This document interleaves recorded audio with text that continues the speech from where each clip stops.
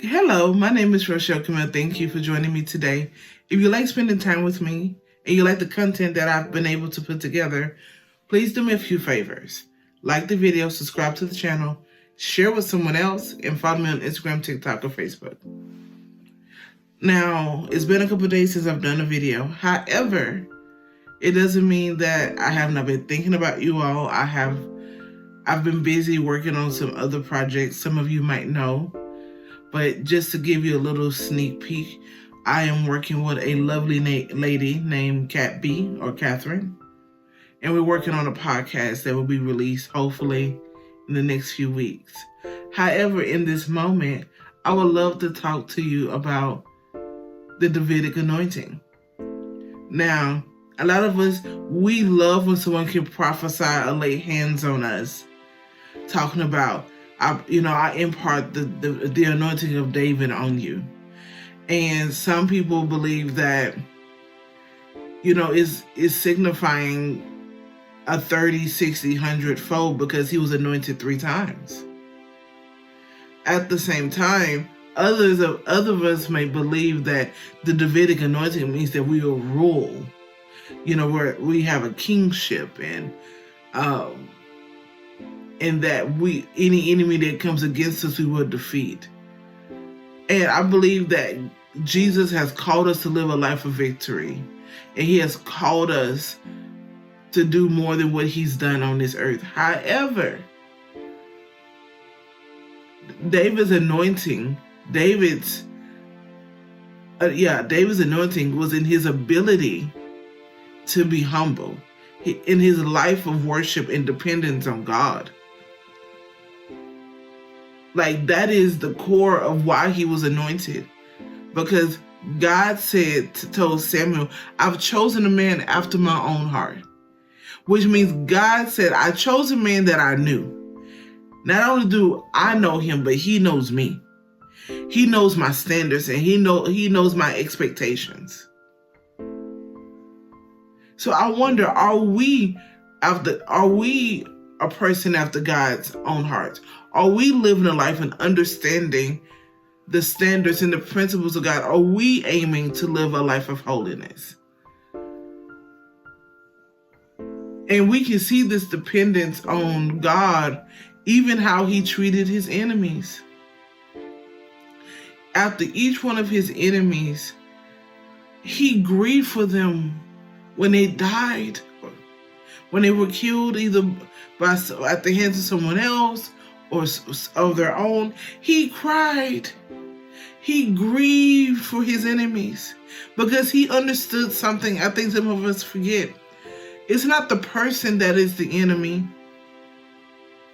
It is the spirit. And whatever God allows, it is for my good. Like, he understood with Absalom that God allowed this to happen. He allowed, I think, Shimei to curse him, which was one of the descendants of Saul. And he literally says, God has given him these words to curse me. So leave him alone, because David's army wanted to kill him, wanted to kill Shimei because of what he was saying about David. And I wonder, do we live a life that's merciful? Because David was extremely merciful. And it doesn't take the fact that he used his power to take advantage of a situation, to to manipulate a man and his wife. He spilled innocent blood. But if I'm not mistaken, in the Beatitudes, it says, blessed are the merciful, for they will obtain more mercy. Like, David aimed for peace, mercy, and he gave grace. And yes, these are signs of things that Jesus did when he was on this earth, and he still does. However, do we live that life? We want to do great things, but can God trust us? It's just like with Moses and Miriam and Aaron. Miriam and Aaron were like, why does God only talk to you? Like, they were jealous. And Moses was like, I wish that all of y'all prophesied. I wish all of y'all talked to God. Like, he didn't want it for himself. And then Jesus butt in and said, yo, I talk to him because I can trust him. This is why I talk to him face to face. And I wonder, do we have the trust of the Lord today? And if we don't, have we been in prayer like, God, how can we build trust in our relationship? David chose relationship over religion. He chose relationship over tradition. And a lot of times we might not find God in our traditional boxes. This is why having different forms of worship is important, whether it's praying and fasting and singing songs, or dying to ourselves daily, or helping someone else, giving.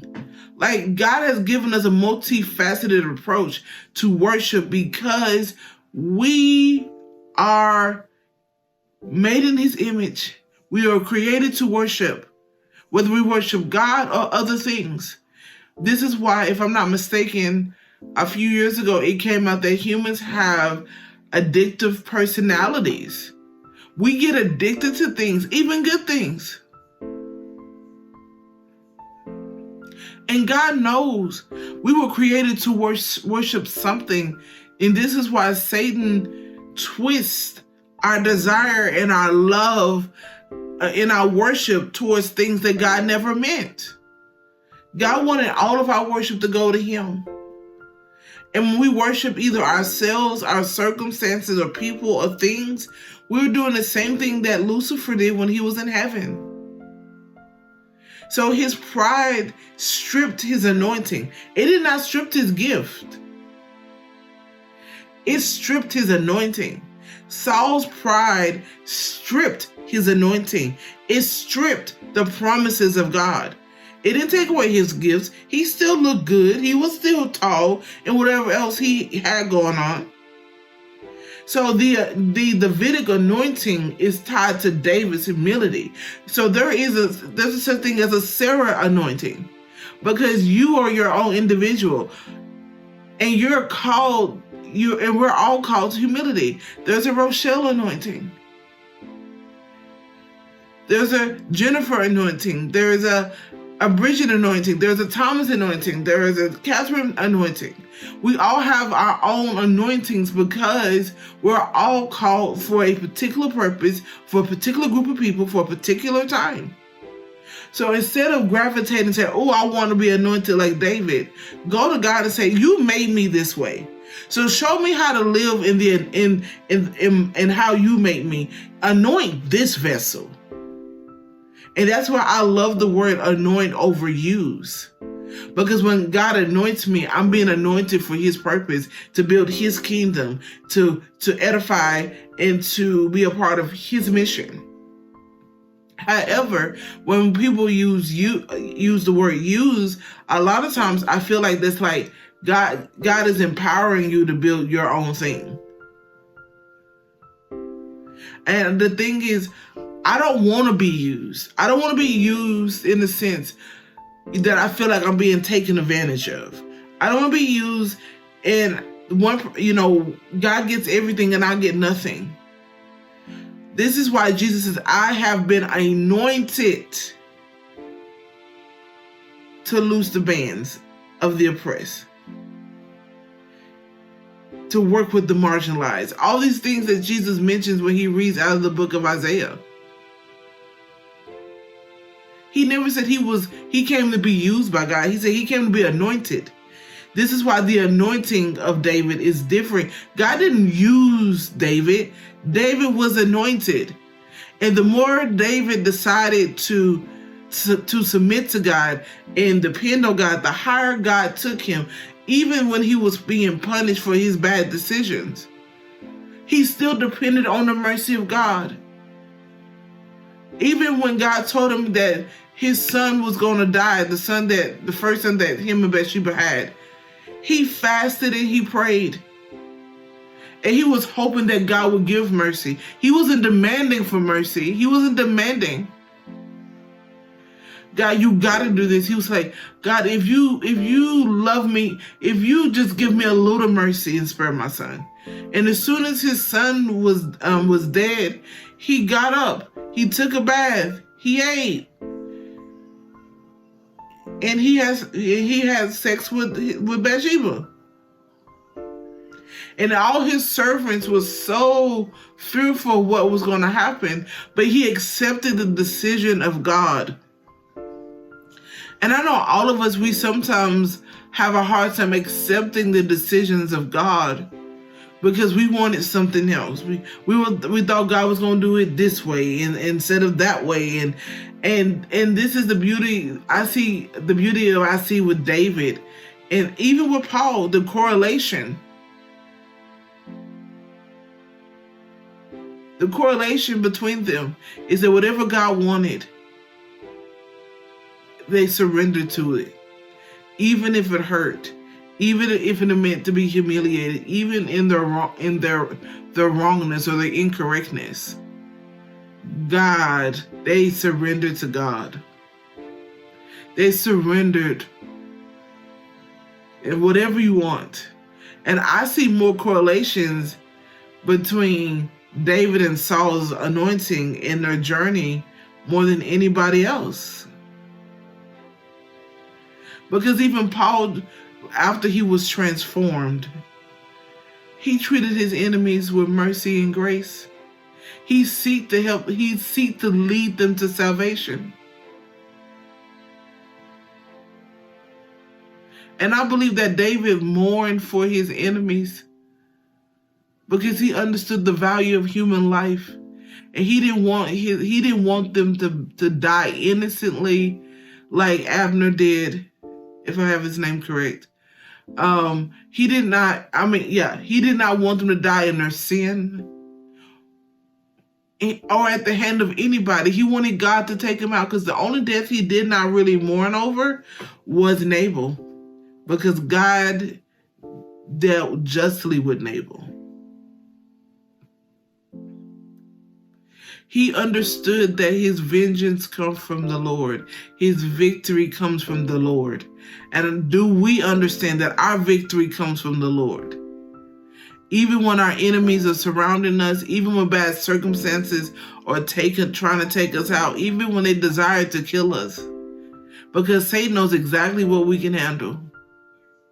He knows our weak points. But the good thing about Jesus, about the word, if we get so deep into God, God becomes our stronghold, our strong tower, our everything. I just want you to think about that today. We don't need the Davidic anointing when we have our own, for our own purpose. And David's anointing is tied to his humility and his ability to worship. So don't choose false humility like Saul did, which is low self-esteem.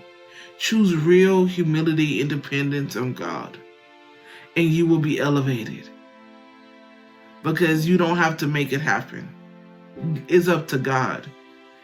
You don't have to defend the reputation of God if it doesn't happen when you think it was supposed to happen, or how you thought it was supposed to happen.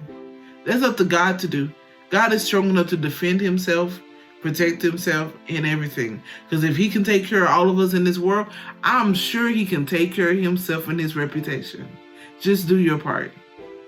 Allow God to anoint you for the particular reason you're here. Why you're here. You're a limited edition. A limited edition for this earth.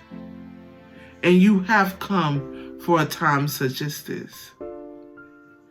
Remember here that you are loved, you are valued, you are seen. Oh God. You are in the palms of God's hands. Oh, you are heard. And most of all, you are being prayed for. You are being prayed for by myself, my family, and most importantly, Jesus. He is praying that your faith fails not in the testing. He is pleading for each one of us And I am praying that God will blow your mind, and every word and every promise that God has spoken upon your life and those that are connected to you shall come to pass. And that we renounce and we come out of alignment with any word, any lie that is not of you, Jesus. Please have an amazingly blessed day.